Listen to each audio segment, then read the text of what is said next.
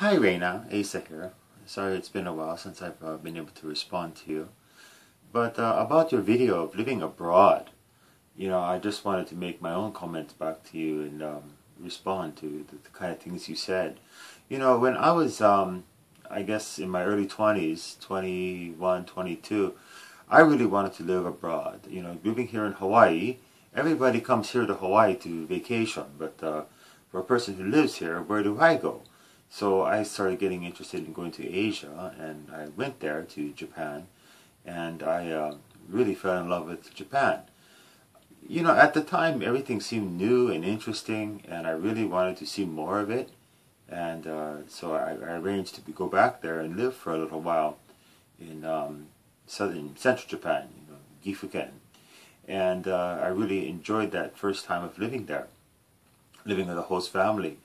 But living there that first time, I really learned things about the culture that, when you're just the first time you go as a tourist, it seems so fun and interesting and everything's so wild and adventure. But as time goes on and you learn the everyday life of sleeping and getting up in the morning and going to work and, that kind of daily stuff, the perspective changes. And so as I grew up seeing that in Japan, my attitude really changed. And I more so over the years have enjoyed going to Japan for short visits, 1 week or 2 weeks or 3 weeks, then coming back. When I got married, my perspective changed because then I was half, my wife's Japanese, so I was half Japanese in my culture, living here in Hawaii but going to Japan regularly. Living there, and I learned all the different little things about the culture and ways that people relate to each other, and ways that you have to deal with each other. どうやって人に挨拶するか、who is important to go meeting, and 会うときに何て言えばいいか、何が言っちゃいけないかとか、those kinds of things I didn't really know the first times I was going to Japan, but I learned that over time. You talk about you moved to Canada and your parents are back in Japan. My parents either here in Hawaii or in the U.S. mainland, and so they were a little bit closer to me than you. You really made a big break. But for me, always some kind of family was around. My wife's family or her parents, speaking of, and coming back to Hawaii, I have a home here. So I was never that kind of really totally break I'm on my own kind of feeling like you. But the thing I learned about when I went to Japan was, before I go, I really had a dream about what it is.